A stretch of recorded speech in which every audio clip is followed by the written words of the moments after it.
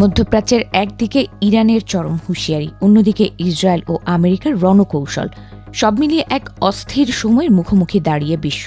ইরানের parliament speaker Mohammad বাঘের Ghalibaf সরাসরি যুদ্ধের ময়দান থেকে কড়া বার্তা দিয়েছেন।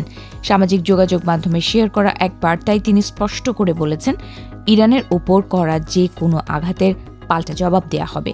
কোনো হামলা এখন আর অনুত্তরিত থাকবে না। গালিবাফের এই বয়ান যেন তেহরানের রণহুঙ্কারকেই প্রতিফলিত করছে। গালিবাফ শুধু হুঁশিয়ারি দিয়েই থামেননি, তিনি যুক্ত করেছেন সমানুপাতিক জবাবের তত্ত্ব, অর্থাৎ ইসরায়েল বা তার মিত্ররা যদি ইরানের মাটিতে কোনো হামলা চালায় তবে ঠিক একই তীব্রতায় পাল্টা আঘাত হানবে ইরান। ইরান জানিয়ে দিয়েছে তারা পিছু হঠার পাত্র নয়, বরং প্রতিটি আঘাতের বদলা নেওয়া হবে তাৎক্ষণিকভাবে। ইরানের এই হুমকির সবচেয়ে আশঙ্কাজনক দিক হল পরিকাঠামোয় হামলা।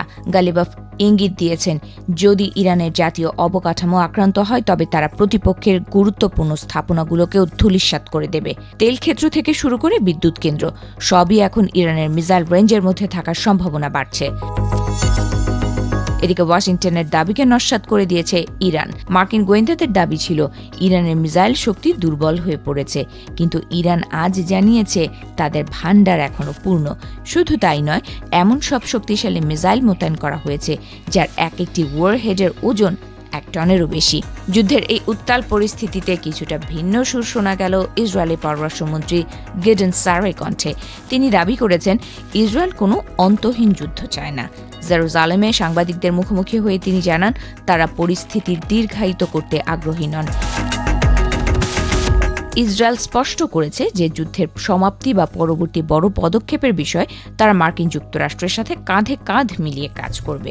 ওয়াশিংটনের সবুজ সংকেত ছাড়া ইসরায়েল এই মুহূর্তে কোনো চূড়ান্ত সিদ্ধান্ত নিতে চাইছে না।